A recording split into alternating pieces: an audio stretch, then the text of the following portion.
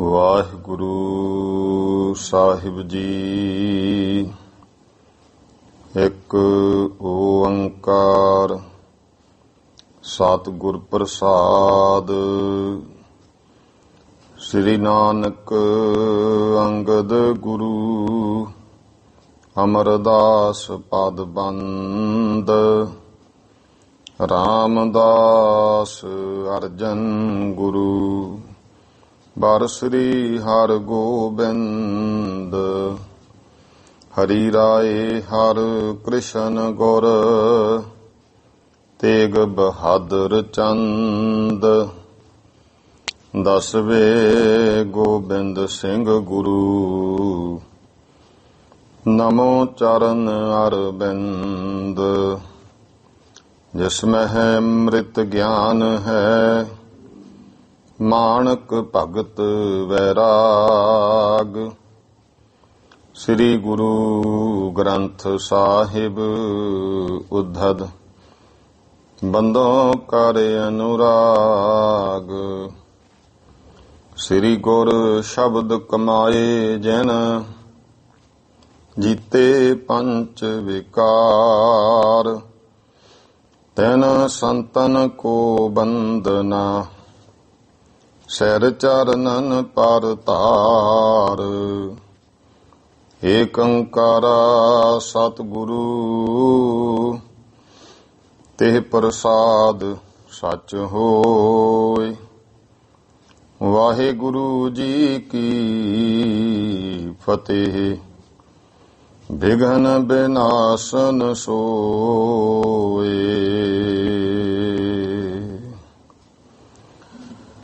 ਵਾਹਿਗੁਰੂ ਜੀ ਕਾ ਖਾਲਸਾ ਵਾਹਿਗੁਰੂ ਜੀ ਕੀ ਫਤਿਹ।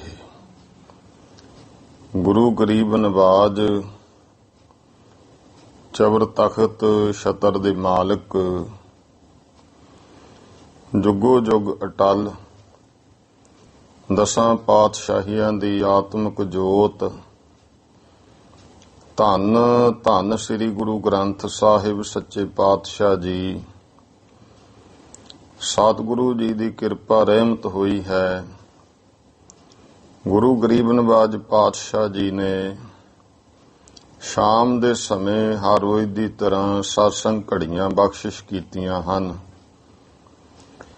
ਆਓ ਜੋ ਗੁਰੂ ਇਤਿਹਾਸ ਦੀ ਕਥਾ ਲੜੀਵਾਰ ਚੱਲ ਰਹੀ ਹੈ। ਬਹੁਤ ਹੀ ਮਹਾਨ ਵਿਦਵਾਨ ਸ੍ਰੀਮਾਨ ਕਵੀ ਸੰਤ ਰੇਣ ਪ੍ਰੇਮ ਸਿੰਘ ਜੀ ਤਰੇਹਣ ਬੰਸ ਉਹਨਾਂ ਦੁਆਰਾ ਰਚਿਤ ਜੋ ਦਸਾਂ ਪਾਤਸ਼ਾਹੀਆਂ ਦਾ ਇਤਿਹਾਸ ਸ੍ਰੀ ਗੁਰਪੁਰ ਪ੍ਰਕਾਸ਼ ਗ੍ਰੰਥ, ਜਿਸ ਦੀ ਜੋ ਲੜੀਵਾਰ ਕਥਾ ਚੱਲ ਰਹੀ ਹੈ, ਮਾਈ ਭਾਈ ਸਰਵਣ ਕਰਕੇ ਲਾਹੇ ਪ੍ਰਾਪਤ ਕਰ ਰਹੇ ਹੋ। ਗੁਰੂ ਸਾਹਿਬ ਜੀ ਦੀ ਕਿਰਪਾ ਰਹਿਮਤ ਦਾ ਸਦਕਾ ਜੋ ਚੌਥੇ ਪਾਤਸ਼ਾਹ ਸ੍ਰੀ ਗੁਰੂ ਰਾਮਦਾਸ ਜੀ ਮਹਾਰਾਜ ਸੋਢੀ ਸੁਲਤਾਨ ਸਤਿਗੁਰੂ ਜੀ ਦੇ ਜੀਵਨ ਪ੍ਰਸੰਗ ਆਪਾਂ ਸਰਵਣ ਕਰ ਰਹੇ ਹਾਂ। ਲੜੀ ਤਹਿਤ ਕਾਲੇ ਪ੍ਰਸੰਗ ਸਰਵਣ ਕੀਤਾ ਹੈ ਕਿ ਧੰਨ ਸ੍ਰੀ ਗੁਰੂ ਰਾਮਦਾਸ ਮਹਾਰਾਜ ਨੇ ਫਿਰ ਪਰਉਪਕਾਰ ਕਰਨ ਦੇ ਵਾਸਤੇ ਤੀਰਥ ਰਚਨਾ ਚਾਹਿਆ ਤਾਂ ਸਤਿਗੁਰੂ ਸੱਚੇ ਪਾਤਸ਼ਾਹ ਜੀ ਨੇ ਬਾਬਾ ਬੁੱਢਾ ਜੀ ਨੂੰ ਕਹਿ ਕੇ ਸਾਰੀ ਨਿਸ਼ਾਨਦੇਹੀ ਕਰਵਾਈ ਤੇ ਸ੍ਰੀ ਅੰਮ੍ਰਿਤ ਸਰੋਵਰ ਦੀ ਖੁਦਾਈ ਕਰਾਉਣੀ ਸ਼ੁਰੂ ਕੀਤੀ ਹੈ। ਇਸ ਤਰ੍ਹਾਂ ਸਮਾਂ ਪਾ ਕਰਕੇ ਕੁਝ ਕੁ ਜਿਹੜਾ ਹੈ ਸਰੋਵਰ ਦੀ ਖੁਦਾਈ ਹੋਈ, ਮੀਂਹਾਂ ਦਾ ਟਾਈਮ ਆ ਗਿਆ, ਫਿਰ ਉਸ ਸੇਵਾ ਨੂੰ ਵਿਸ਼ਰਾਮ ਦਿੱਤਾ ਗਿਆ ਤੇ ਇੱਧਰ ਗੁਰੂ ਸਾਹਿਬ ਜੀ ਹੋਰ ਕਾਰਜਾਂ ਦੇ ਵਿੱਚ ਰੁੱਝ ਗਏ ਹਨ। ਸਤਿਗੁਰੂ ਸੱਚੇ ਪਾਤਸ਼ਾਹ ਮਹਾਰਾਜ ਜੀ ਦੇ ਕੋਲ ਕਿਉਂ ਵੱਖ-ਵੱਖ ਗੁਰਸਿੱਖ ਆਉਂਦੇ ਨੇ, ਜਿਨ੍ਹਾਂ ਵਿੱਚ ਮਹਾਨ ਵਿਦਵਾਨ ਭਾਈ ਗੁਰਦਾਸ ਜੀ, ਉਹਨਾਂ ਨੇ ਵੀ ਗੁਰੂ ਪਾਤਸ਼ਾਹ ਮਹਾਰਾਜ ਦੇ ਚਰਨੀ ਲੱਗ ਕਰਕੇ ਉਪਦੇਸ਼ ਧਾਰਨ ਕੀਤਾ। ਸਤਿਗੁਰਾਂ ਨੇ ਕਿਰਪਾ ਕੀਤੀ ਹੈ ਤੇ ਬ੍ਰਹਮ ਗਿਆਨ ਬਖਸ਼ਿਸ਼ ਕਰ ਦਿੱਤਾ। ਭਾਈ ਗੁਰਦਾਸ ਜੀ ਨੂੰ ਆਗਰੇ, ਕੰਛੀ ਇਤਿਆਦਿਕ ਜਾ ਕੇ ਸਿੱਖੀ ਦਾ ਪ੍ਰਚਾਰ ਕਰਨ ਦਾ ਉਪਦੇਸ਼ ਦਿੱਤਾ ਹੈ। ਬਾਬਾ ਸ੍ਰੀ ਚੰਦ ਜੀ ਵੀ ਆਪਣੇ ਸੇਵਕ ਭਾਈ ਗੋਦੜੀਏ ਨੂੰ ਲੈ ਕੇ ਗੁਰੂ ਸਾਹਿਬ ਦੇ ਕੋਲ ਆਉਂਦੇ ਨੇ। ਮਹਾਰਾਜ ਬਹੁਤ ਆਦਰ ਸਤਿਕਾਰ ਕਰਦੇ ਐ। ਬਾਬਾ ਸ੍ਰੀ ਚੰਦ ਬਹੁਤ ਪ੍ਰਸੰਨ ਹੁੰਦੇ ਹਨ। ਉਹ ਵੀ ਫਿਰ ਇਸ ਤਰ੍ਹਾਂ ਮਹਿਮਾ ਵਡਿਆਈ ਕਰਕੇ ਇੱਥੋਂ ਜਾਂਦੇ ਨੇ ਤੇ ਸਤਿਗੁਰੂ ਸੱਚੇ ਪਾਤਸ਼ਾਹ ਮਹਾਰਾਜ ਐਸੇ ਕਾਰਜ ਹੁਣ ਕਰ ਰਹੇ ਐ। ਗੁਰੂ ਪਾਤਸ਼ਾਹ ਮਹਾਰਾਜ ਜੀ ਦੀ ਹਜ਼ੂਰੀ ਵਿੱਚ ਇੱਕ ਮਹਾਨੰਦ, ਇੱਕ ਬਿਧੀ ਚੰਦ, ਦੋ ਐਸੇ ਗੁਰਸਿੱਖ ਆਏ ਹਨ। ਗੁਰੂ ਪਾਤਸ਼ਾਹ ਮਹਾਰਾਜ ਨੂੰ ਕਿਹਾ, ਮਹਾਰਾਜ ਜਨਮ ਮਰਨ ਕੱਟਿਆ ਜਾਵੇ। ਮਹਾਰਾਜ ਕਹਿੰਦੇ ਆਪਣੇ ਸਵੈ ਸਰੂਪ ਨੂੰ ਪਛਾਣੋ। ਇਹ ਜੋ ਆਤਮਾ ਹੈ ਇਹੀ ਅਸਲ ਸਵੈ ਸਰੂਪ ਹੈ। ਸਰੀਰ ਨੂੰ ਸੱਤ ਜਾਣੋ, ਸਰੀਰ ਆਪਣਾ ਸਰੂਪ ਨਹੀਂ। ਗੁਰੂ ਸਾਹਿਬ ਜੀ ਨੇ ਫਿਰ ਉਪਦੇਸ਼ ਦਿੱਤਾ, ਭਾਈ ਸਤਸੰਗ ਕਰਿਆ ਕਰੋ ਔਰ ਗੁਰਸਿੱਖਾਂ ਦੀ ਸੇਵਾ ਕਰਨੀ ਹੈ। ਕਥਾ ਨੇਮ ਦੇ ਨਾਲ ਕੰਨੀ ਸੁਣਨੀ, ਬਾਣੀ ਦੀ ਵਿਚਾਰ ਕਰਨੀ ਹੈ, ਅਰਥ ਪੜ੍ਹਨੇ ਹਨ। ਫਿਰ ਆਪੋ ਆਪਣਾ ਹਿਰਦਾ ਤੋਲਣਾ ਹੈ, ਭਾਵ ਇਹ ਵੇਖਣਾ ਕਿ ਮੈਂ ਕੀ ਕਰ ਰਿਹਾ। ਦੁੱਖ ਸੁੱਖ ਦੇ ਵਿੱਚ ਫਿਰ ਮਹਾਰਾਜ ਕਹਿੰਦੇ ਕਦੇ ਵੀ ਸੁਰਤੀ ਡੋਲੇਗੀ ਨਹੀਂ। ਗੁਰੂ ਸਾਹਿਬ ਨੇ ਐਸਾ ਉਪਦੇਸ਼ ਦਿੱਤਾ। ਆਓ ਅੱਗੇ ਤੀਜੇ ਘਰ ਦਾ ਪ੍ਰਸੰਗ। ਇਹ ਵੀ ਜੋ ਗੁਰਸਿੱਖਾਂ ਨੂੰ ਵੱਖ-ਵੱਖ ਗੁਰਸਿੱਖ ਆਉਂਦੇ ਐ ਤੇ ਮਹਾਰਾਜ ਉਹਨਾਂ ਨੂੰ ਉਪਦੇਸ਼ ਦਿੰਦੇ ਨੇ। ਪ੍ਰੇਮ ਔਰ ਸਤਿਕਾਰ ਨਾਲ ਅੱਗੇ ਕਥਾ ਸਰਵਣ ਕਰੀਏ ਜੀ। ਸਤਨਾਮ ਸ੍ਰੀ ਵਾਹਿਗੁਰੂ ਸਾਹਿਬ ਜੀ। ਦੋਹਰਾ ਸੱਭਰਵਾਲ ਸਿੱਖ ਤੀਰਥਾ, ਆਏ ਗੁਰੂ ਕੇ ਪਾਸ। ਸੱਭਰਵਾਲ ਖੱਤਰੀਆਂ ਦਾ ਗੋਤ ਹੈ। ਤੀਰਥਾ ਗੁਰਸਿੱਖ ਦਾ ਨਾਮ ਹੈ। ਇਹ ਭਾਈ ਤੀਰਥਾ ਸੱਭਰਵਾਲ ਗੁਰੂ ਸਾਹਿਬ ਜੀ ਦੇ ਕੋਲ ਆਇਆ ਹੈ। ਨਮਸਕਾਰ ਕਰ ਬੈਠਗਾ, ਕੀਨੋ ਪ੍ਰਸ਼ਨ ਪ੍ਰਕਾਸ਼। ਗੁਰੂ ਰਾਮਦਾਸ ਸੱਚੇ ਪਾਤਸ਼ਾਹ ਜੀ ਨੂੰ ਨਮਸਕਾਰ ਕੀਤੀ। ਸਤਿਗੁਰਾਂ ਦੇ ਕੋਲ ਬੈਠ ਕੇ ਮਹਾਰਾਜ ਨੂੰ ਭਾਈਓ ਜਗਿਆਸਾ ਭਾਵ ਦੇ ਵਿੱਚ ਪ੍ਰਸ਼ਨ ਕੀਤਾ ਹੈ। ਚੌਪਈ ਹੇ ਸ੍ਰੀ ਸਤਿਗੁਰ ਦੀਨ ਦਿਆਲਾ, ਹੇ ਸੁਭਾਈ ਮਾਨ ਸਭ ਤੋਂ ਸ਼੍ਰੋਮਣੀ ਪਰਮੇਸ਼ਰ ਸਰੂਪ ਸਤਿਗੁਰੂ, ਦੀਨਾਂ ਤੇ ਦਇਆਲਤਾ ਕਰਨ ਵਾਲੇ, ਸੰਕਟ ਕਾਟੋ ਤੁਮ ਕਲੀ ਕਾਲਾ। ਮਹਾਰਾਜ ਤੁਸੀਂ ਕਲੀ ਕਾਲ ਦੇ ਵਿੱਚ ਸਭ ਦੇ ਸੰਕਟ ਦੁੱਖ ਕੱਟਦੇ ਹੋ। ਸ਼ੰਕਾ ਮਨ ਮੋਰੇ ਅਤ ਭਾਰੀ, ਮੇਰੇ ਮਨ ਵਿੱਚ ਮਹਾਰਾਜ ਬਹੁਤ ਵੱਡੀ ਸ਼ੰਕਾ ਹੈ। ਕਰੋ ਅਨੁਗ੍ਰਹਿ ਦੇਹੁ ਨਿਵਾਰੀ, ਤੇ ਆਪ ਜੀ ਕਿਰਪਾ ਕਰੋ, ਮਿਹਰ ਕਰੋ, ਮੇਰੀ ਸ਼ੰਕਾ ਨੂੰ ਨਿਵਰਤ ਕਰ ਦਿਓ। ਯਥਾ ਕਰਮੀ ਕਰਮੀ ਹੋਏ ਵਿਚਾਰ। ਜੋ ਭਾਈ ਆਪਾਂ ਬਚਨ ਰੋਜ਼ ਪੜ੍ਹਦੇ ਆਂ ਕਿ ਹਰ ਇੱਕ ਦੇ ਕਰਮੀ ਕਰਮੀ, ਹਰ ਇੱਕ ਦੇ ਭਾਈ ਕੱਲੇ ਕੱਲੇ ਕਰਮ ਦੀ ਵਿਚਾਰ ਹੁੰਦੀ ਹੈ। ਸੱਚਾ ਆਪ ਸੱਚਾ ਦਰਬਾਰ, ਕਿਉਂਕਿ ਉਹ ਆਪ ਵੀ ਸੱਚਾ ਹੈ ਤੇ ਉਹਦਾ ਦਰਬਾਰ ਵੀ ਸੱਚਾ ਹੈ। ਉੱਥੇ ਝੂਠ ਦਾ ਕੋਈ ਟਿਕਾਣਾ ਨਹੀਂ। ਇਸ ਕਰਕੇ ਸਾਰੇ ਨਵੇੜੇ ਸਾਹਮਣੇ ਹੀ ਹੋ ਜਾਂਦੇ ਹਨ। ਕਰਮ ਕਰੈ ਇਸ ਜਨ ਮਹਿ ਮਾਹੀ, ਤਾਂ ਮਹਾਰਾਜ ਵੀ ਸ਼ੰਕਾ ਇਹ ਹੈ, ਇਸ ਤਰ੍ਹਾਂ ਬਾਣੀ ਦਾ ਬਚਨ ਹੈ ਤੇ ਮਹਾਰਾਜ ਨੂੰ ਸਵਾਲ ਕੀਤਾ ਕਿ ਇਸ ਜਨਮ ਦੇ ਵਿੱਚ ਜਿਹੜਾ ਜੀਵ ਹੈ ਉਹ ਕਰਮ ਕਰਦਾ ਹੈ, ਫਲ ਆਗੈ ਕਸ ਵਿਦ ਤੇ ਪਾਹੇ, ਤਾਂ ਉਹਦਾ ਫਲ ਮਹਾਰਾਜ ਜੀ ਅੱਗੇ ਕਿਹੜੀ ਵਿਧੀ ਨਾਲ ਕਿਉਂ ਕਿਸ ਤਰ੍ਹਾਂ ਪਾਉਂਦਾ ਹੈ। ਇਹੋ ਸੰਸਾ ਹੈ ਪ੍ਰਭ ਦੇਹੁ ਨਿਵਾਰੀ, ਇਹ ਮਹਾਰਾਜ ਜੀ ਸੰਸਾ ਹੈ, ਕਿਰਪਾ ਕਰਕੇ ਨਿਵਰਤ ਕਰ ਦਿਓ। ਜਿਹ ਤੇ ਹੋਏ ਕਲਿਆਣ ਹਮਾਰੀ, ਜਿਹਦੇ ਕਰਕੇ ਸਤਿਗੁਰੂ ਜੀ ਸਾਡੀ ਕਲਿਆਣ ਹੋ ਜਾਵੇ। ਸੁਨ ਸ੍ਰੀ ਸਤਿਗੁਰ ਦੀਨਾ ਨਾਥਾ, ਇਹ ਸੁਣ ਕੇ ਗੁਰੂ ਰਾਮਦਾਸ ਸਤਿਗੁਰੂ ਗਰੀਬਾਂ ਦੇ ਮਾਲਕ, ਬਚਨ ਕੀਨ ਸਿੱਖ ਸੋਹਿਤ ਸਾਥਾ, ਉਸ ਸਿੱਖ ਨਾਲ ਪ੍ਰੇਮ ਸਹਿਤ ਉਹਦਾ ਭਲਾ ਕਰਨ ਲਈ ਸਤਿਗੁਰਾਂ ਬਚਨ ਕੀਤੇ ਹਨ। ਹੇ ਸਿੱਖ ਪ੍ਰਭ ਸਭ ਵਿਦ ਸਮਰਾਥਾ, ਐ ਭਾਈ ਗੁਰਸਿੱਖ ਭਾਈ ਤੀਰਥਾ ਸੱਭਰਵਾਲ, ਜੋ ਸਤਿਗੁਰੂ ਪਰਮੇਸ਼ਰ ਵਾਹਿਗੁਰੂ ਹੈ, ਉਹ ਪ੍ਰਭੂ ਸਭ ਕੇ ਤਰ੍ਹਾਂ ਕਰਕੇ ਸਮਰੱਥ ਹੈ।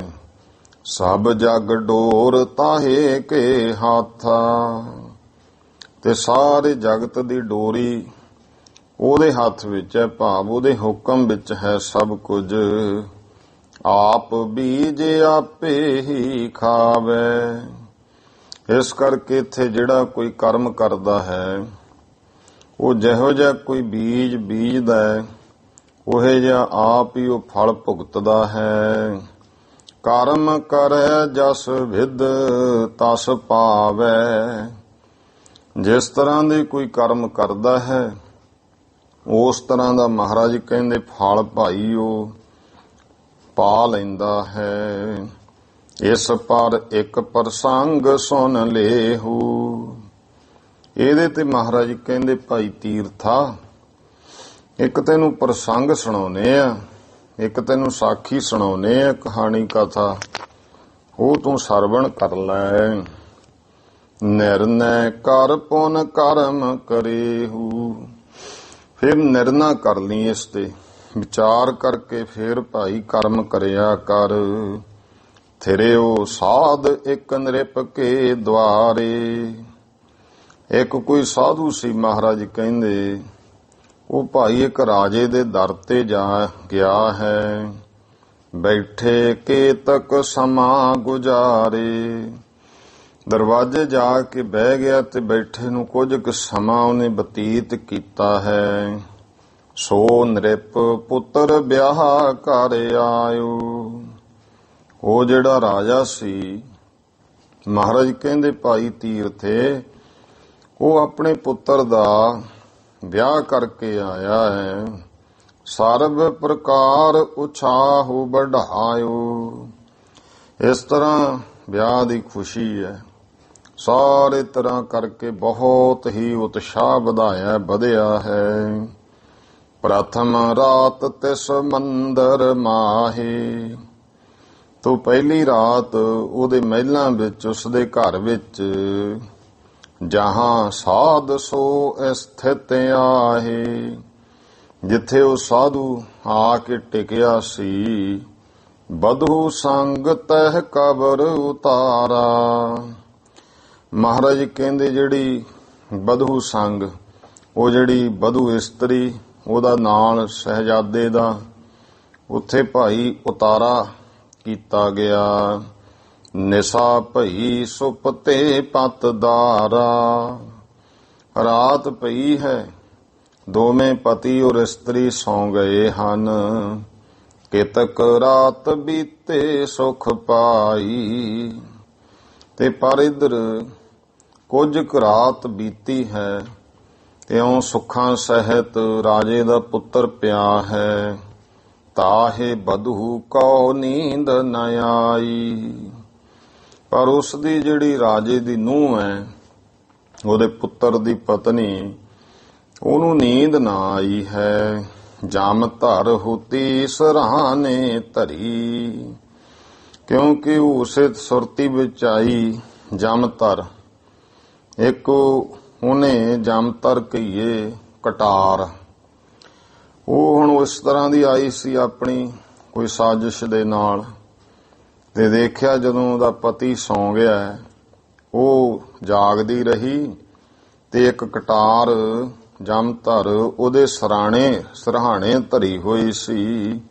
ਲੈ ਕਰ ਤ੍ਰਿਅਸੋ ਦੇਖਣ ਕਰੀ, ਤੇ ਉਹ ਕਿਤੇ ਇਉਂ ਵੇਖਣ ਲੱਗ ਗਈ। ਉਹਨੂੰ ਵੇਖ ਕੇ ਕੁਝ ਤੇ ਇਹ ਵੀ ਕਹਾਣੀ ਵੀ ਉਸਨੇ ਜਾਣ ਬੁੱਝ ਕੇ ਮਾਰੀ, ਜਾਂ ਇਹ ਇੱਕ ਸਿਰਫ ਸਿੱਖਿਆ ਦੇਣ ਵਾਸਤੇ ਹੁੰਦੀ ਹੈ ਗੱਲ, ਕਿਉਂਕਿ ਜੇ ਇਹਨੂੰ ਫਰੋਲਣ ਲੱਗ ਜਾਓ ਜੀ ਐਂ ਹੱਥੋਂ ਛੁੱਟ ਗਈ, ਇੰਨੇ ਕੁ ਨਹੀਂ ਮਰ ਗਿਆ ਹੋ, ਫਿਰ ਉਹ ਤਾਂ ਗੱਲਾਂ ਹੁੰਦੀਆਂ ਵੱਖ।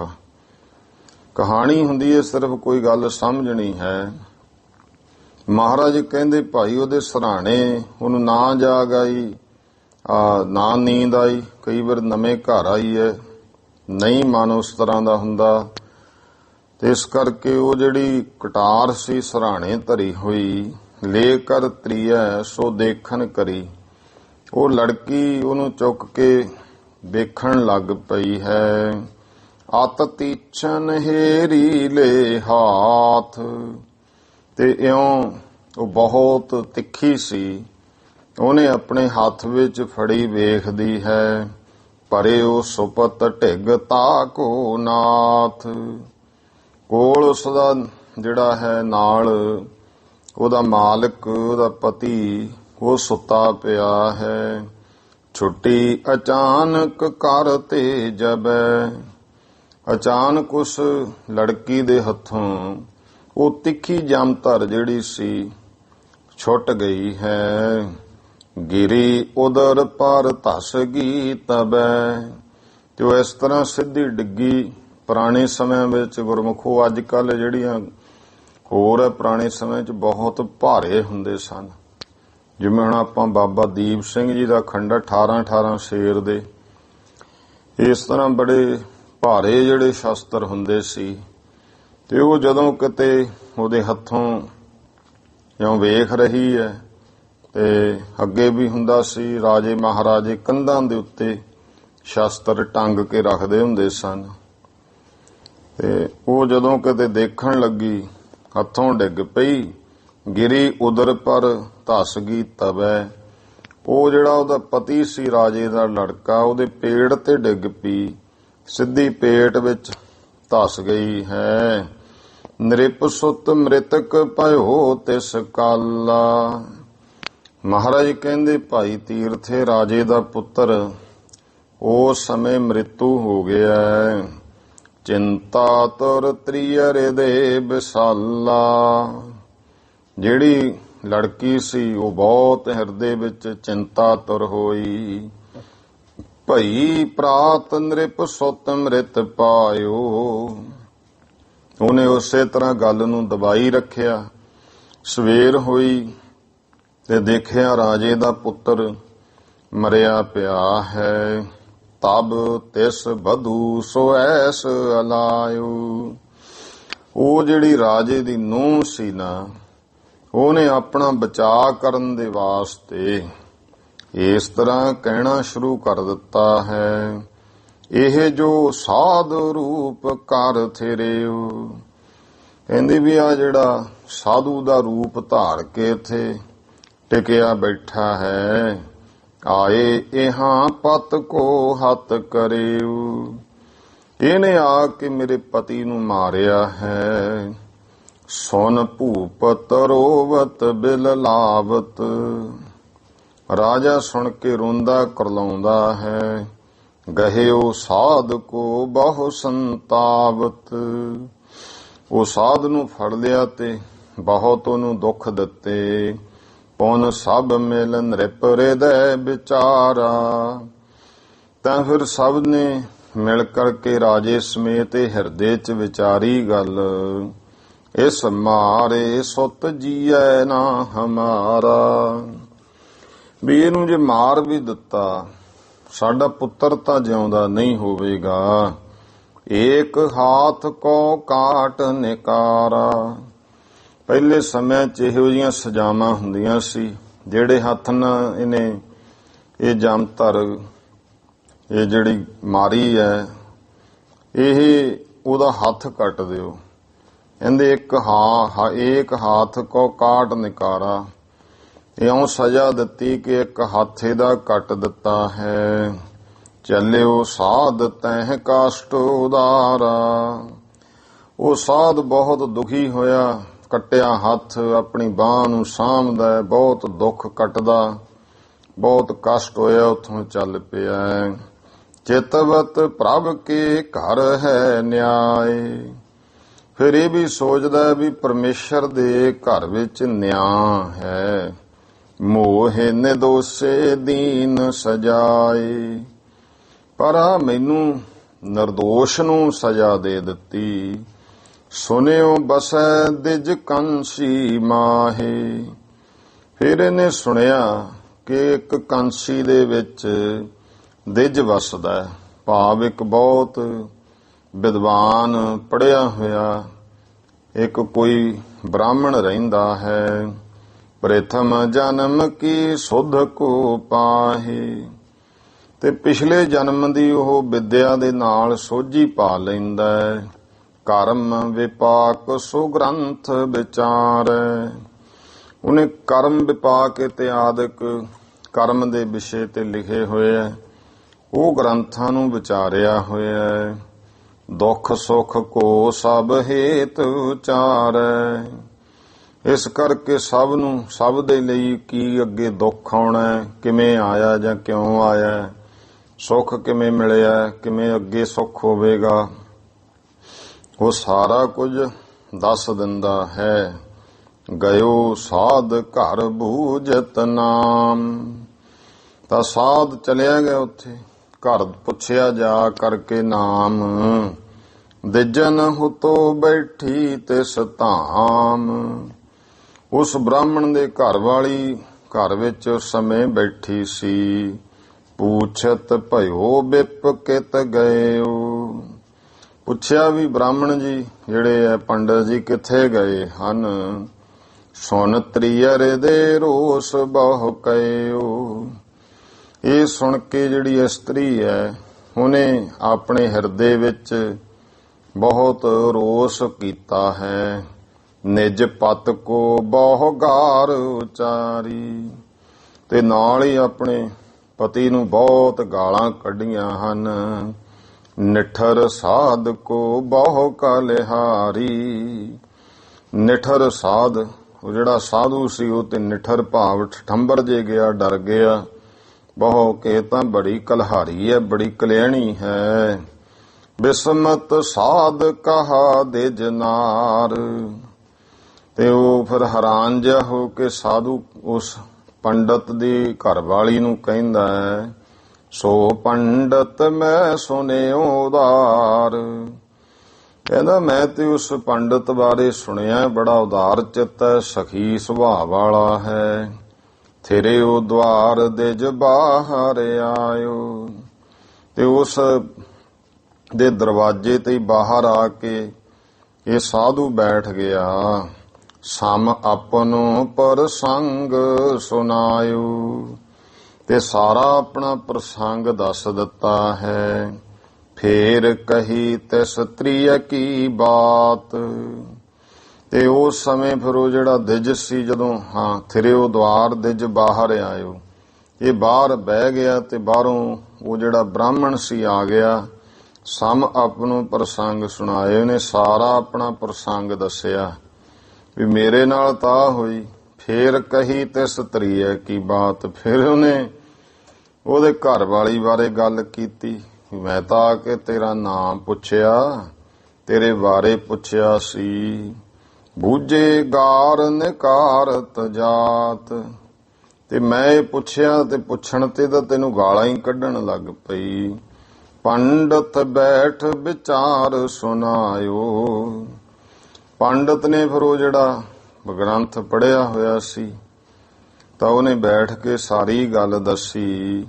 ਕਾਰਨ ਸੁਨੋ ਆਪ ਜਿਵੇਂ ਆਇਓ, ਕਹਿੰਦੇ ਪਹਿਲਾਂ ਤੇ ਕਾਰਨ ਸੁਣ ਲੈ, ਜਿਵੇਂ ਤੂੰ ਇੱਥੇ ਆਇਆ ਹੈ।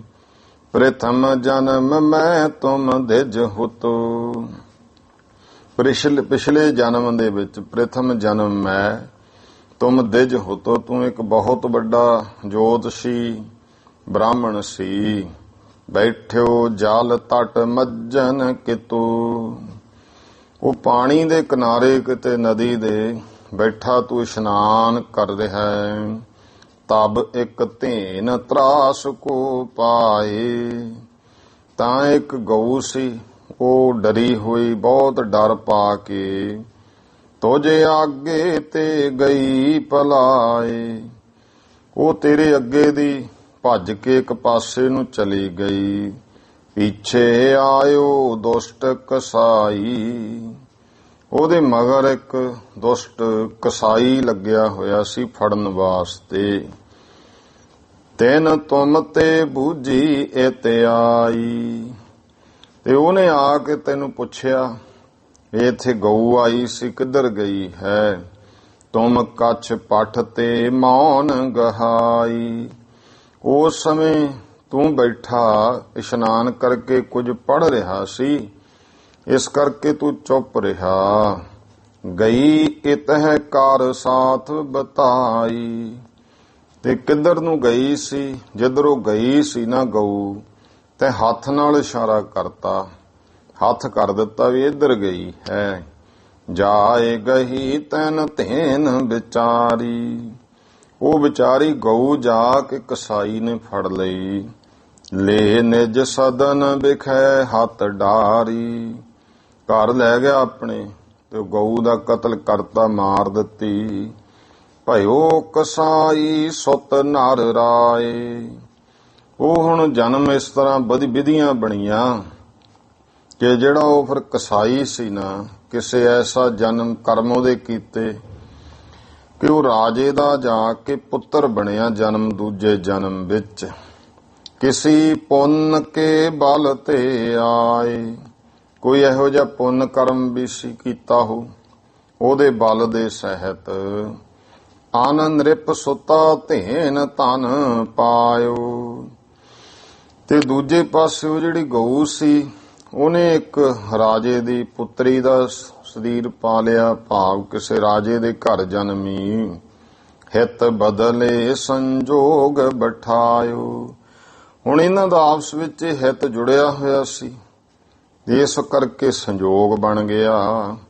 ਤਿਸ ਤ੍ਰਿਆ ਨੇ ਸੋ ਨ੍ਰਿਪ ਸੁਤ ਮਾਰਿਓ, ਇਸ ਕਰਕੇ ਉਹਦੇ ਹੱਥੋਂ ਇਹ ਖੇਡ ਵਾਪਰ ਗਈ।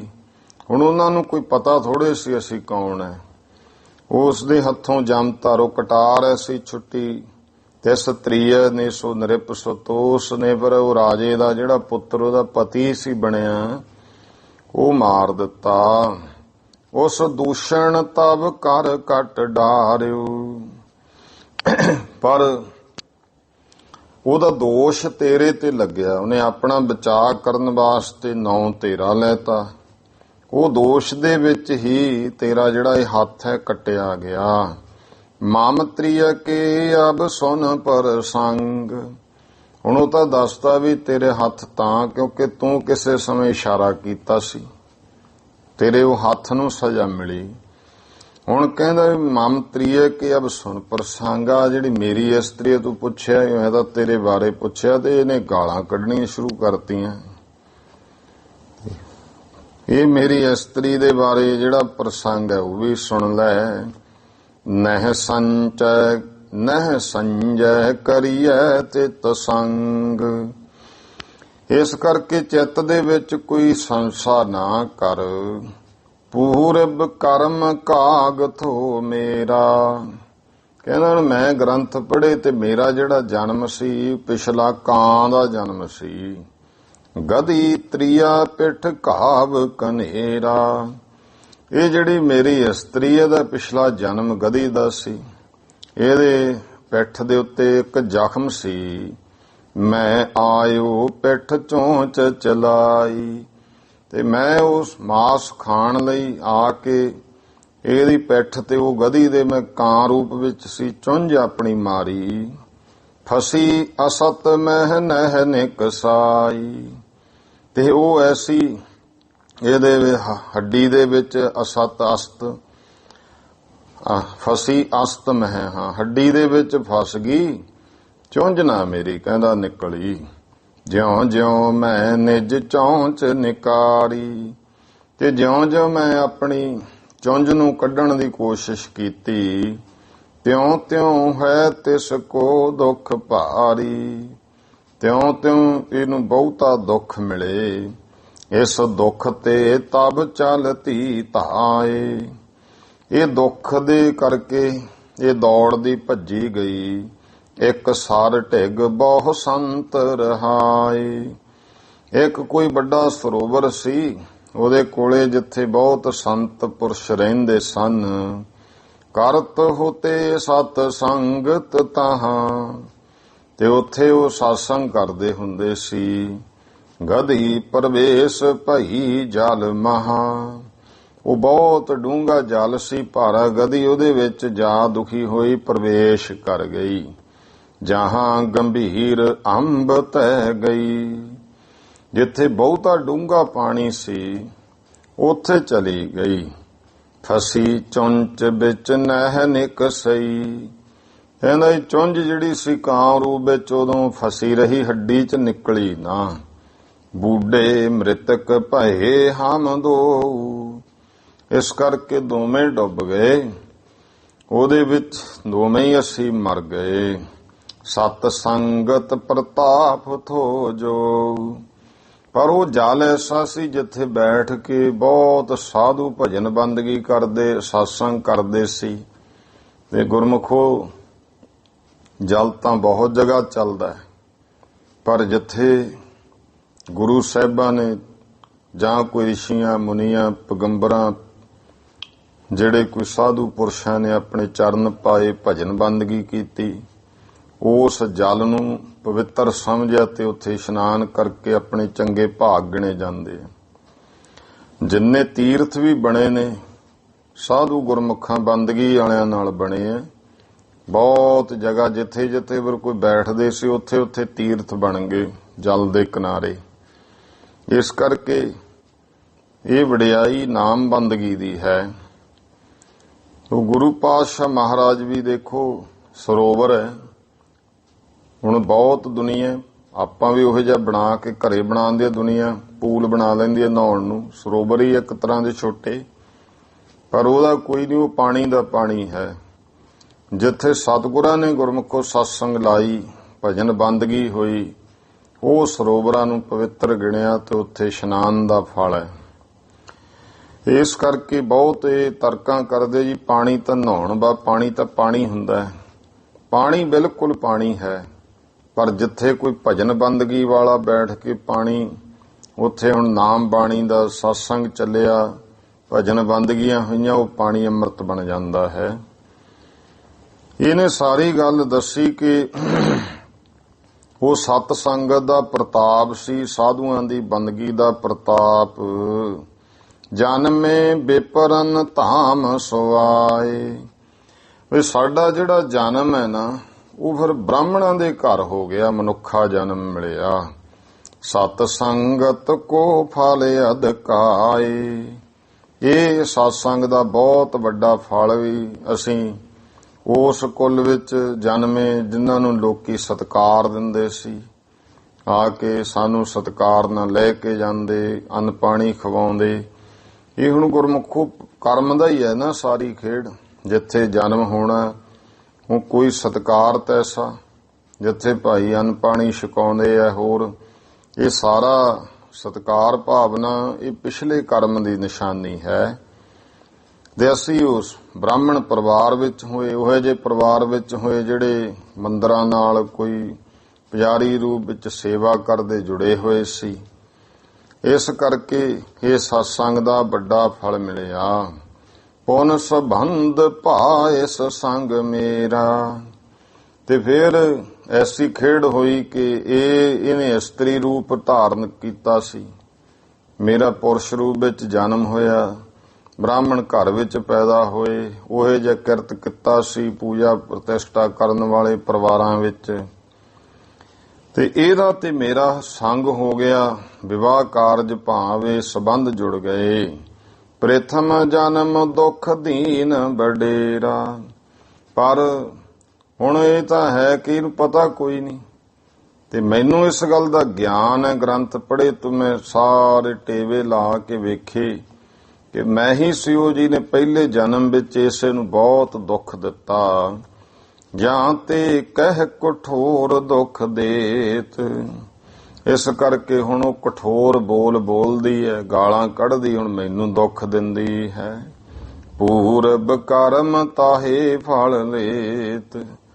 ਉਹ ਪਿਛਲੇ ਕੀਤੇ ਕਰਮ, ਪਿਛਲੇ ਜਨਮ ਦਾ ਉਹਦਾ ਮੈਨੂੰ ਫਲ ਮਿਲ ਰਿਹਾ ਹੈ। ਪ੍ਰਭ ਅਨਿਆਏ ਕਰੈ ਨਹਿ ਕੈਸੇ। ਇਹ ਜਾਣ ਲੈ ਕਿ ਜੋ ਪਰਮੇਸ਼ਰ ਹੈ ਉਹ ਕੋਈ ਭਾਈ ਅਨਿਆਂ ਨਹੀਂ ਕਰਦਾ ਕਿਸੇ ਤਰ੍ਹਾਂ ਵੀ।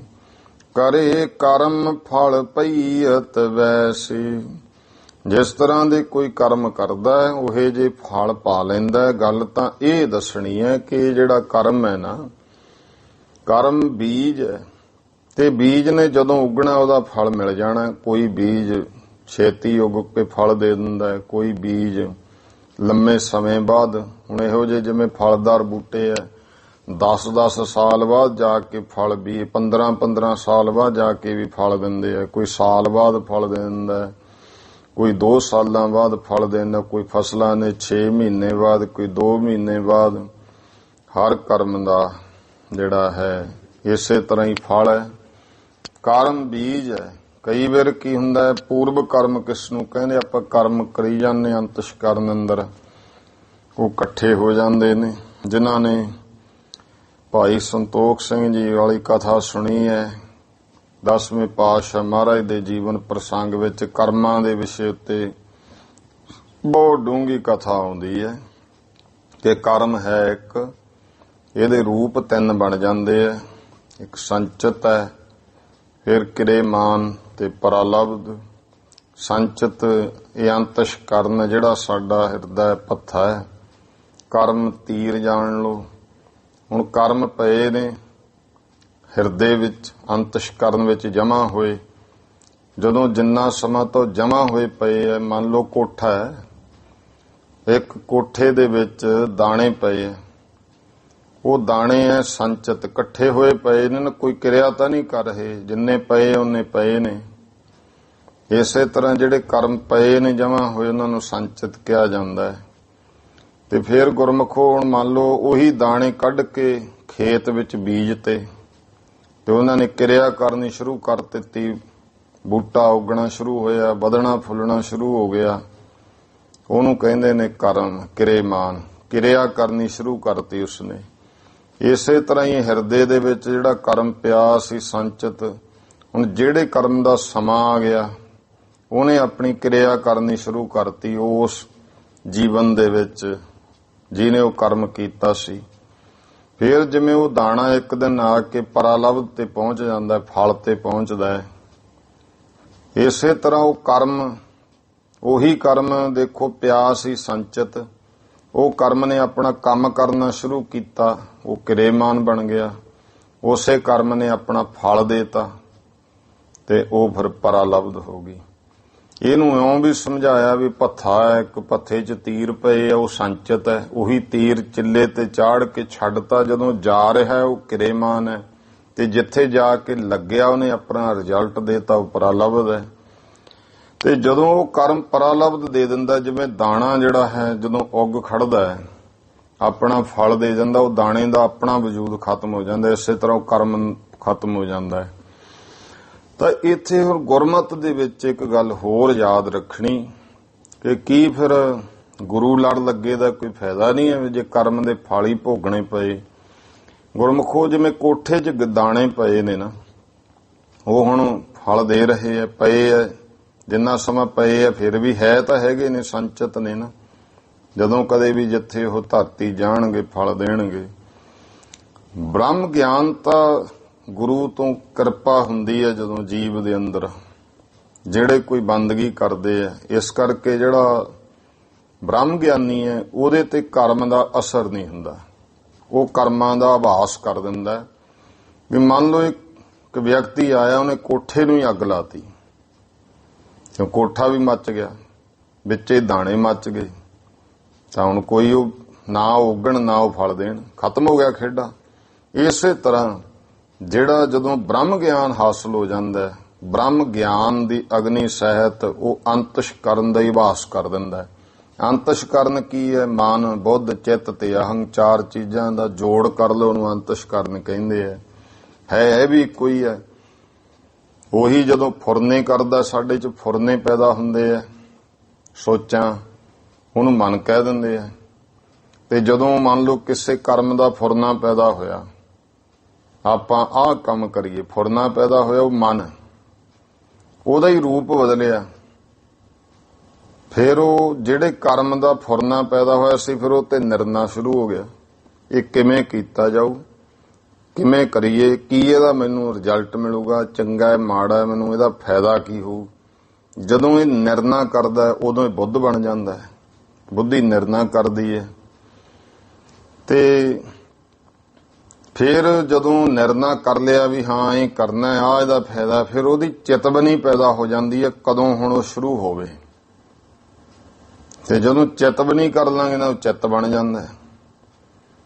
ਫੇਰ ਗੁਰਮੁਖੋ ਉਹ ਕਰਮ ਕੀਤਾ, ਉਹਦਾ ਅਹੰਗ ਆ ਜਾਂਦਾ, ਮੈਂ ਕਰੂੰਗਾ, ਮੈਂ ਕਰ ਰਿਹਾ, ਮੈਂ ਆ ਕੀਤਾ ਹੈ, ਇਹ ਅਹੰਗ ਭਾਵ ਹੈ ਅੰਦਰ, ਉਹਨੂੰ ਅਹੰਗ ਹੰਕਾਰ ਰੂਪ ਥੋੜਾ ਅਹੰਗ ਕਹਿ ਦਿੰਦੇ ਆ। ਇਹ ਚਾਰ ਹੋ ਗਏ ਨਾ, ਹੈ ਇੱਕੋ ਹੀ। ਦੇਖੋ ਕਿਰਿਆ ਬਦਲ ਗਈ, ਮਨ, ਬੁੱਧ, ਚਿੱਤ, ਅਹੰਗ, ਚੌਹਾਂ ਨੂੰ ਇਕੱਠਾ ਬੋਲਣਾ ਹੋਵੇ, ਇਹਨੂੰ ਕਿਹਾ ਜਾਂਦਾ ਅੰਤਸ਼ਕਰਨ। ਜਿਹੜਾ ਬ੍ਰਹਮ ਗਿਆਨੀ ਹੈ, ਉਹ ਬ੍ਰਹਮ ਗਿਆਨਤਾ ਜਦੋਂ ਪ੍ਰਾਪਤ ਹੁੰਦੀ ਹੈ ਬੰਦਗੀ ਨਾਲ, ਉਹ ਇਹਦਾ ਅੰਤਸ਼ਕਰਨ ਦਾ ਆਭਾਸ ਕਰ ਦਿੰਦਾ ਹੈ। ਜਿਹੜੇ ਆਪਣੇ ਕਰਮ ਨੇ, ਇਹ ਅੰਤਸ਼ਕਰਨ ਵਿੱਚ ਜਮਾ ਹੁੰਦੇ ਆ ਜਾ ਕੇ, ਜੋ ਕਰਦੇ ਆ। ਤੇ ਕਰਮ ਕਿਤੇ ਇੱਕ ਥੋੜੋ ਹੈ, ਕਰਮ ਤਾਂ ਗੁਰਮੁਖੋ ਮਨ ਕਰਕੇ ਵੀ ਹੋ ਰਹੇ ਆ, ਬਚਨ ਕਰਕੇ ਵੀ ਹੋ ਰਹੇ ਆ, ਸਰੀਰ ਕਰਕੇ ਵੀ ਹੋ ਰਹੇ। ਤੇ ਇਹ ਤਾਂ ਫਿਰ 24 ਘੰਟੇ ਹੋਈ ਜਾਂਦੇ। ਮਨ ਸੁਪਨੇ ਵੀ ਲੈ ਰਿਹਾ ਚੰਗੇ ਤੇ ਮਾੜੇ, ਉਹ ਵੀ ਕਰਮ। ਫਿਰ ਸਵੇਰ ਤੋਂ ਲੈ ਕੇ ਸ਼ਾਮ ਤੱਕ ਕਿੰਨਾ ਅਸੀਂ ਚੰਗਾ ਮਾੜਾ ਸੋਚਦੇ ਹਾਂ ਕਿਸੇ, ਉਹ ਵੀ ਬੀਜ ਹੈ।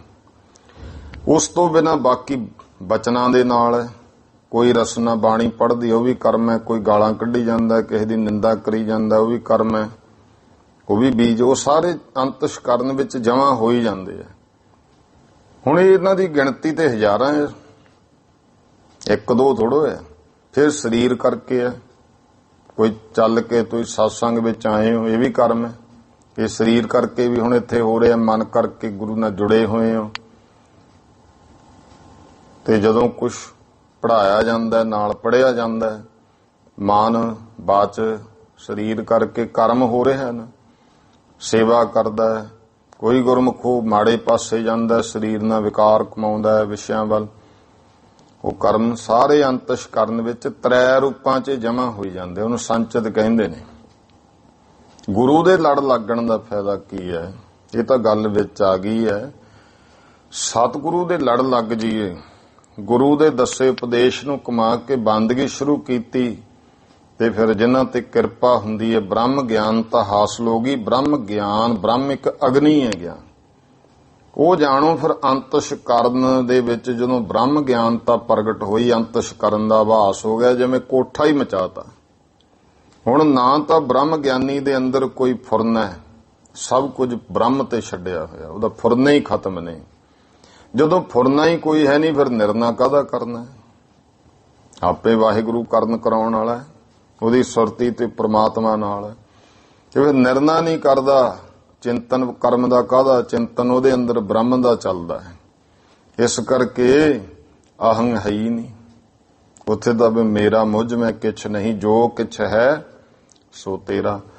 ਇਹ ਚਾਰੇ ਹੀ ਖਤਮ ਹੋ ਗਏ, ਅੰਤਸ਼ਕਰਨ ਹੀ ਖਤਮ ਹੋ ਗਿਆ, ਕੋਠਾ ਹੀ ਮੱਚ ਗਿਆ। ਜਿਹਦੇ ਵਿੱਚ ਕਰਮ ਪਏ ਸੀ, ਦਾਣੇ ਪਏ, ਉਹ ਕੋਠਾ ਹੀ ਮੱਚ ਗਿਆ, ਉੱਗੂ ਕੀ? ਇਸ ਕਰਕੇ ਬ੍ਰਹਮ ਗਿਆਨੀ ਸਾਰੇ ਕਰਮਾਂ ਦਾ ਆਭਾਸ ਕਰ ਦਿੰਦਾ, ਉਹਦੇ ਤੇ ਕਿਸੇ ਕਰਮ ਦਾ ਅਸਰ ਹੀ ਨਹੀਂ ਹੁੰਦਾ। ਉਸ ਤੋਂ ਬਿਨਾਂ ਬਾਕੀ ਕਰਮ ਦਾ ਆਭਾਸ ਨਹੀਂ ਹੁੰਦਾ, ਕਰਮ ਦਾ ਫਲ ਭੋਗਣਾ ਪੈਂਦਾ। ਗੁਰੂ ਕਿਰਪਾ ਕਰ ਦਿੰਦਾ। ਦੂਜਾ ਗ੍ਰੇਸ, ਦੂਜਾ ਇਹ ਫਲ ਹੈ ਕਿ ਸਤਿਗੁਰੂ ਦੇ ਚਰਨੀ ਲੱਗੀਏ। ਗੁਰੂ ਕਈ ਵਾਰ ਸੁਪਨੇ 'ਚ ਹੀ ਭੁਗਤਾ ਦਿੰਦਾ ਹੈ ਕਰਮ ਫਲ। ਹਰੀ ਸੈਨ ਦੇ ਭੁਗਤਾਏ, ਸ਼ਮੀਰ ਦਾ 101 ਜਨਮ ਮਹਾਰਾਜ ਨੇ ਦੇਖੋ ਸੁਪਨੇ 'ਚ ਭੁਗਤਾਤਾ। ਇਹ ਜਿਹੜੇ ਹੈ ਗੁਰੂ ਸਾਹਿਬ ਦੇ ਲੜ ਲੱਗਣ ਦਾ। ਇਸ ਕਰਕੇ ਮਹਾਰਾਜ ਕਹਿੰਦੇ ਭਾਈ ਨਾਮ ਨਾਲ ਜੁੜੋ, ਜਿਉਂ-ਜਿਉਂ ਜੁੜੀ ਚੱਲਾਂਗੇ ਤਿਉਂ-ਤਿਉਂ ਕਰਮ ਦਾ ਆਭਾਸ ਹੁੰਦਾ ਜਾਵੇਗਾ, ਕਰਮ ਫਲ ਤੋਂ ਬਚ ਜਾਂਦਾ ਹੈ। ਤੇ ਮਹਾਰਾਜ ਬਾਕੀ ਉਹ ਸਮਝਾ ਰਹੇ ਨੇ ਕਿ ਸਾਖੀ ਹੈ ਕਿ ਬਾਕੀ ਅਸੀਂ ਤ੍ਰੈ ਗੁਣਾਂ ਦੇ ਵਿੱਚ ਜਦੋਂ ਵਿਚਰਦੇ ਹਾਂ ਤੇ ਹਰ ਕਰਮ ਦਾ ਫਲ ਭੋਗਣਾ ਪੈਂਦਾ ਹੈ। ਉਹਨੇ ਦੱਸਿਆ ਪ੍ਰਭ ਅਨਿਆਏ ਕਰੈ ਨਹਿ ਕੈਸੇ। ਭਾਈ ਪਰਮੇਸ਼ਰ ਕਿਸੇ ਤਰ੍ਹਾਂ ਵੀ ਅਨਿਆਂ ਨਹੀਂ ਕਰਦਾ ਹੈ। ਕਰੇ ਕਰਮ ਫਲ ਪਈਅਤ ਵੈਸੇ। ਜਿਸ ਤਰ੍ਹਾਂ ਦੇ ਕਰਮ ਕੀਤੇ ਉਹੇ ਜੇ ਫਲ ਪ੍ਰਾਪਤ ਹੁੰਦੇ ਹਨ। ਸੁਨਤ ਸਾਧ ਤਬ ਨਿਸ਼ਚੈ ਆਇਓ। ਮਹਾਰਾਜ ਕਹਿਣ ਲੱਗੇ ਭਾਈ ਤੀਰਥੇ ਖੱਤਰੀ ਸੱਭਰਵਾਲ ਗੋਤ ਖੱਤਰੀ ਤੀਰਥਾ, ਐ ਭਾਈ ਤੀਰਥੇ। ਫਿਰ ਇਉਂ ਜਿਹੜਾ ਸਾਧੂ ਸੀ ਨਾ ਉਹਨੂੰ ਸੁਣ ਕੇ ਨਿਸ਼ਚਾ ਆ ਗਿਆ। ਬਿਨਾ ਕਰਮ ਦੁੱਖ ਸੁਖ ਨਹਿ ਪਾਇਓ। ਇਹ ਦੁੱਖ ਹੈ ਜਾਂ ਸੁੱਖ ਹੈ ਬਿਨਾ ਕਰਮ ਤੋਂ ਨਹੀਂ ਮਿਲਦਾ ਹੈ। ਕਰਮ ਕੀਤੇ ਹੈ ਮਾੜੇ ਕੀਤੇ ਦੁੱਖ, ਚੰਗੇ ਕੀਤੇ ਸੁਖ ਮਿਲਦਾ ਹੈ। ਸ੍ਰੀ ਗੁਰ ਭਨੈ ਸਾਚ ਦਿਜ ਕਹਿਓ। ਸ੍ਰੀ ਗੁਰੂ ਮਹਾਰਾਜ ਇਉਂ ਉਪਦੇਸ਼ ਦਿੰਦੇ ਹਨ ਕਿ ਉਸ ਨੇ ਭਾਈ ਇਹ ਸੱਚ ਕਿਹਾ ਉਸ ਬ੍ਰਾਹਮਣ ਨੇ। ਧੇਨ ਬਤਾਏ ਇਤੋ ਦੁੱਖ ਲਹਿਓ। ਜੇ ਦੇਖੋ ਹੱਥ ਦਾ ਇਸ਼ਾਰਾ ਕਰਕੇ ਹੀ ਦੱਸਿਆ ਗਊ ਇੱਧਰ ਗਈ ਆ, ਉਹਦਾ ਹੀ ਉਹਨੂੰ ਦੁੱਖ ਮਿਲਿਆ। ਸਿੱਖ ਦਿਜ ਧੇਨ ਸੰਤ ਦੁੱਖ ਪਾਵੈ। ਇਉਂ ਭਾਈ ਸਿੱਖ ਦਿਜ ਧੇਨ ਸੰਤ ਦੁੱਖ ਪਾਵੈ। ਕੋਈ ਵੀ ਜਿਹੜਾ ਹੈ ਇਹ ਜਾਣੋ ਕਿ ਕਿਸੇ ਨਾਲ ਵੀ ਕੋਈ ਕਰਮ ਕਰਦਾ ਹੈ ਨਾ, ਸਿੱਖ ਹੈ, ਬ੍ਰਾਹਮਣ, ਧੇਨ, ਗਊ, ਸੰਤ, ਤੇ ਇਹਨਾਂ ਨਾਲ ਕੋਈ ਵੀ ਵੈਰ ਕਮਾਉਂਦਾ ਹੈ ਤਾਂ ਉਹ ਦੁੱਖ ਪਾਉਂਦਾ ਹੈ। ਕੀ ਇਹ ਕਰਮ ਫਲ ਨਹਿ ਮਿਟ ਜਾਵੇ।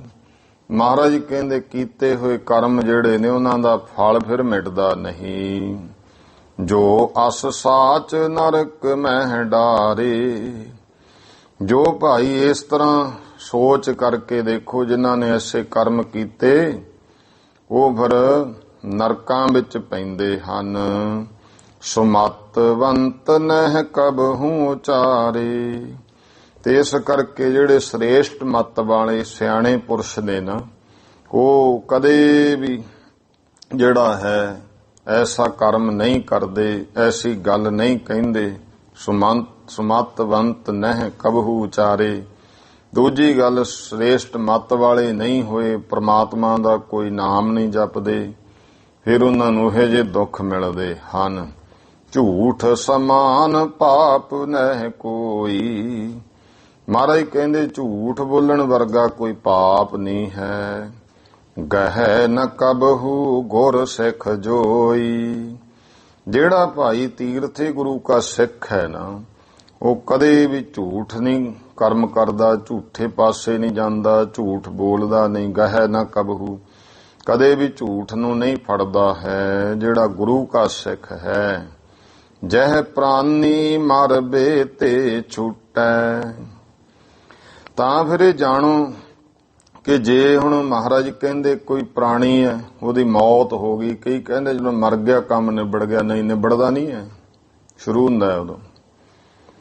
ਜਹ ਪ੍ਰਾਨੀ ਮਰਬੇ ਤੇ ਛੁਟੈ। ਜੇ ਕਹਿੰਦੇ ਪ੍ਰਾਣੀ ਮੌਤ ਦੇ ਨਾਲ ਇਹਦਾ ਛੁਟਕਾਰਾ ਹੋ ਜਾਣਾ ਹੋਵੇ, ਕਿਦਹੁ ਦੁਖੀ ਕਿਸ ਸੰਕਟ ਕਟੈ।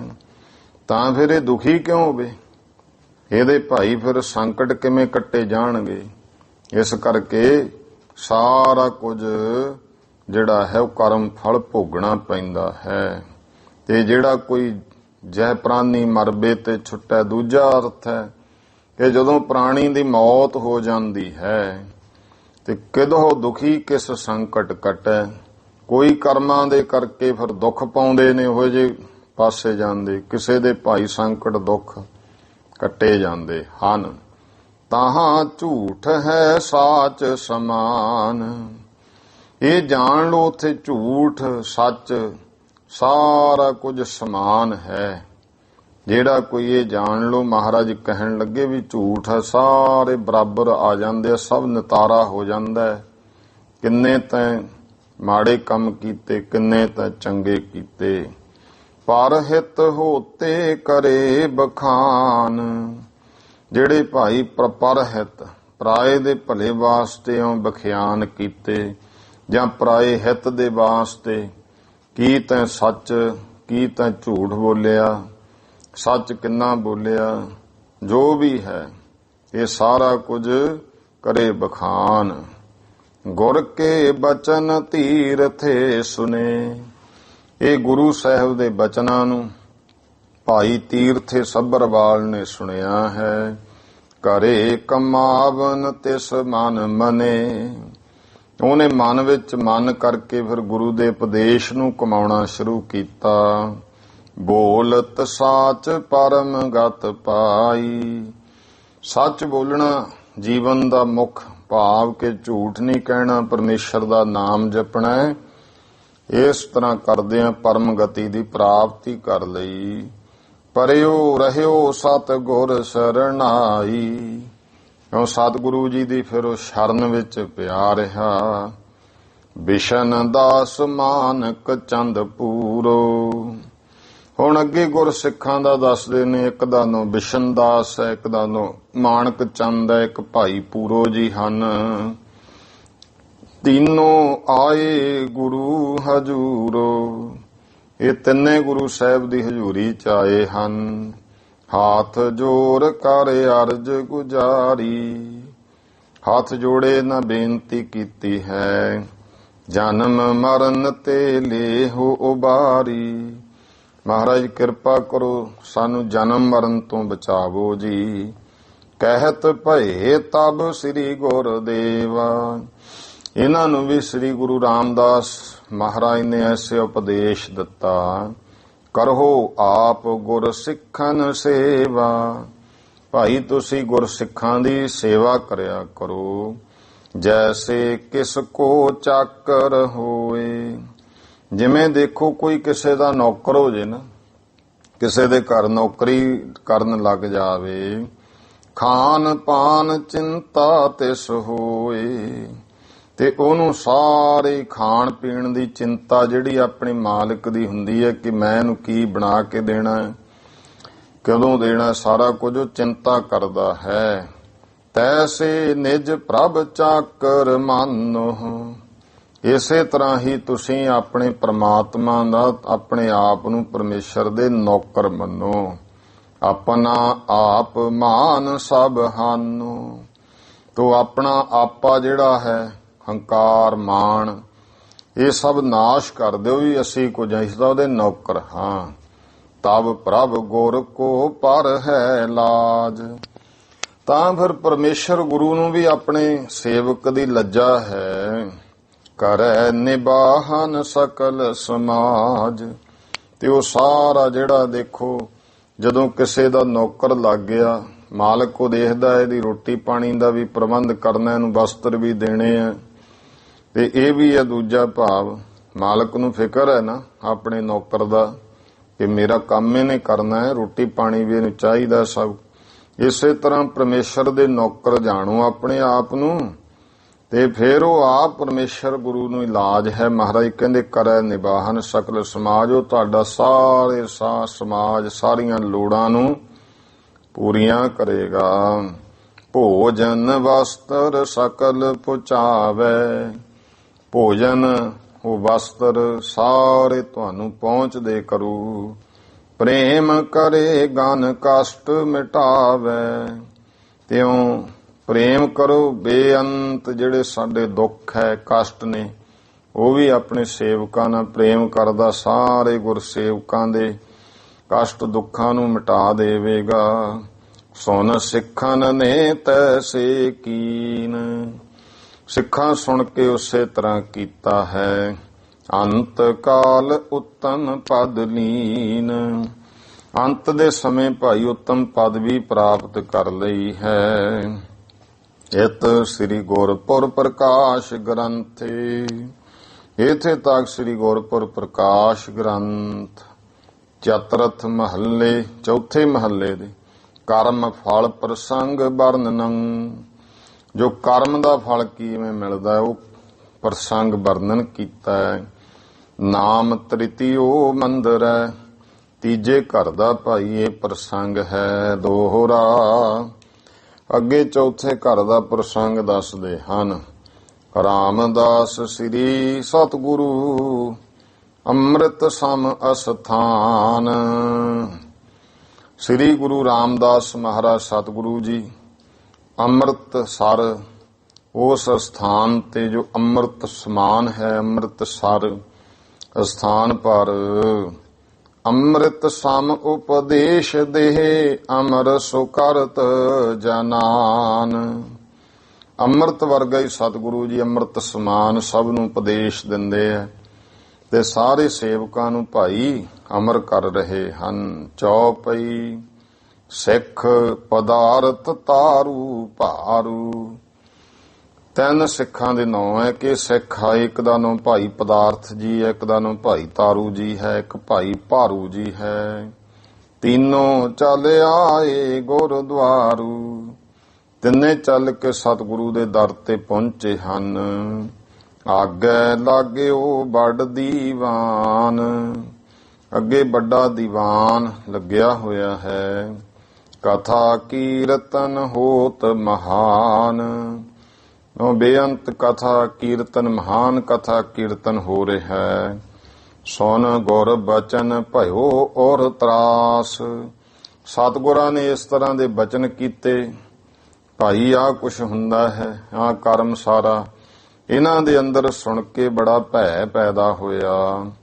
ਹਾਥ ਜੋੜ ਕੀਨੀ ਅਰਦਾਸ। ਹੱਥ ਜੋੜ ਕੇ ਇਹਨਾਂ ਬੇਨਤੀ ਕੀਤੀ। ਹਮ ਕੁਟੰਬ ਮਹਿ ਅਧਕ ਲਪੇਟੇ। ਮਹਾਰਾਜ ਅਸੀਂ ਤਾਂ ਪਰਿਵਾਰ ਦੇ ਮੋਹ ਵਿੱਚ ਹੀ ਬਹੁਤ ਲਪੇਟੇ ਪਏ ਹਾਂ। ਪੜਨ ਸੁਨਨ ਗੁਰ ਬਚਨ ਹੈ ਭੇਟੇ। ਮਹਾਰਾਜ ਸਤਿਗੁਰੂ ਜੀ ਤੁਹਾਡੇ ਬਚਨ ਪੜਨ ਸੁਣਨ ਨਹਿ ਭੇਟੇ। ਇਸ ਤਾਂ ਨੇੜੇ ਨਹੀਂ ਜਾਂਦੇ, ਭਾਵ ਨਹੀਂ ਪੜਦੇ ਸੁਣਦੇ। ਸਤ ਸੰਗਤ ਨਾ ਹੋਏ ਕਿਸ ਬਾਰਾ। ਨਾ ਕਿਸੇ ਸਮੇਂ ਸਾਤੋਂ ਮਹਾਰਾਜ ਜੀ ਸਤਸੰਗ ਹੁੰਦੀ ਹੈ। ਗੁਰ ਜੀ ਕਿਮ ਹੋਏ ਹਮ ਹੋ ਉਧਾਰਾ। ਸਤਿਗੁਰੂ ਸਾਡਾ ਕਿਵੇਂ ਉਧਾਰ ਹੋਵੇਗਾ। ਆਏ ਪਰੇ ਅਬ ਸ਼ਰਨ ਤੁਮਾਰੀ। ਹੁਣ ਮਹਾਰਾਜ ਜੀ ਅਸੀਂ ਤੇ ਤੁਹਾਡੀ ਸ਼ਰਨ ਆ ਪਏ ਹਾਂ। ਕਰੋ ਆਪ ਕਲਿਆਣ ਹਮਾਰੀ। ਆਪ ਹੀ ਸਾਡੀ ਕਲਿਆਣਤਾ ਮੁਕਤੀ ਕਰੋ ਸਤਿਗੁਰੂ ਜੀ। ਰਾਮਦਾਸ ਗੁਰ ਗਿਰਾ ਬਖਾਨੀ। ਗੁਰੂ ਰਾਮਦਾਸ ਮਹਾਰਾਜ ਨੇ ਫਿਰ ਬਚਨ ਕਹੇ। ਵਾਹਿਗੁਰੂ ਸਿਰਜੈ ਜੇ ਪ੍ਰਾਨੀ। ਭਾਈ ਇੰਨਾ ਵੀ ਨਹੀਂ ਫਸਣਾ ਚਾਹੀਦਾ। ਵਾਹਿਗੁਰੂ ਪਰਮੇਸ਼ਰ ਨੇ ਮਹਾਰਾਜ ਕਹਿੰਦੇ ਜੋ ਵੀ ਇੱਥੇ ਪ੍ਰਾਣੀ ਪੈਦਾ ਕੀਤਾ ਹੈ ਪੂਰਬ ਸਭ ਹਿਤ ਕਰਿਓ ਆਹਾਰਾ। ਇਹਦਾ ਸਾਰਿਆਂ ਦਾ ਸਭ ਤੋਂ ਪਹਿਲਾਂ ਪਰਮੇਸ਼ਰ ਨੇ ਸਭ ਲਈ ਆਹਾਰ ਪੈਦਾ ਕੀਤਾ ਹੈ, ਰਿਜ਼ਕ ਪੈਦਾ ਕੀਤਾ ਹੈ। ਜਾਂ ਤੇ ਤੁਮ ਬੈਠੋ ਗੁਰਦੁਆਰਾ। ਮਹਾਰਾਜ ਕਹਿੰਦੇ ਇਸ ਕਰਕੇ ਕਿਉਂ ਕਰੋ ਤੁਸੀਂ ਇੱਥੇ ਗੁਰਦੁਆਰ ਗੁਰੂ ਦਰ ਤੇ ਹੀ ਬੈਠਣਾ ਕਰੋ, ਇੱਥੇ ਰਹੋ। ਧਰੋ ਸਿਦਕ ਔਰ ਡੋਲੋ ਨਾਹੀ। ਸਿਦਕ ਧਾਰਨਾ ਹਿਰਦੇ ਮਨ ਕਰਕੇ ਡੋਲਣਾ ਨਹੀਂ। ਸਿਮਰੋ ਵਾਹਿਗੁਰੂ ਮਨ ਮਾਹੀ। ਤੇ ਵਾਹਿਗੁਰੂ ਪਰਮੇਸ਼ਰ ਦਾ ਮਨ ਵਿੱਚ ਸਿਮਰਨ ਕਰਨਾ ਹੈ। ਤੁਮਰੇ ਸੰਬੰਧੀ ਸਮੁਦਾਏ। ਤੁਹਾਡੇ ਜਿੰਨੇ ਵੀ ਸਭ ਸੰਬੰਧੀ ਹਨ ਸਭ ਕੋ ਰਿਜ਼ਕ ਤਹਾਂ ਪਹੁੰਚਾਏ। ਮਹਾਰਾਜ ਕਹਿੰਦੇ ਉਹਨਾਂ ਸਾਰਿਆਂ ਦਾ ਰਿਜ਼ਕ ਭਾਈ ਉੱਥੇ ਪਹੁੰਚਦਾ ਕਰ ਦਿਆਂਗੇ। ਗੁਰੂ ਸਾਹਿਬ ਨੇ ਇਹਨਾਂ ਨੂੰ ਉਪਦੇਸ਼ ਦਿੱਤਾ। ਕੀ ਉਪਦੇਸ਼ ਦਿੱਤਾ ਇਹ ਆਪਾਂ ਕੱਲ ਇੱਥੋਂ ਆਰੰਭ ਤੋਂ ਹੀ ਜਿਹੜਾ ਹੈ ਪ੍ਰਸੰਗ ਪੜਾਂ ਸੁਣਾਂਗੇ। ਹੁਣ ਟਾਈਮ ਹੋ ਗਿਆ ਹੈ ਸਮਾਪਤੀ ਦਾ। ਭੁੱਲ ਚੁੱਕ ਦੀ ਖਿਮਾ। ਸਰਬੱਤ ਮਾਈ ਭਾਈ ਉਚਾਰਨ ਕਰੋ ਜੀ। ਵਾਹਿਗੁਰੂ ਨਾਮ ਜਹਾਜ ਹੈ, ਚੜੇ ਸੋ ਉਤਰੇ ਪਾਰ। ਜੋ ਸ਼ਰਧਾ ਕਰ ਸੇਵ ਦੇ, ਗੁਰ ਪਾਰੇ ਉਤਾਰਨ ਹਾਰ। ਵਾਹਿਗੁਰੂ ਜੀ ਕਾ ਖਾਲਸਾ, ਵਾਹਿਗੁਰੂ ਜੀ ਕੀ ਫਤਿਹ।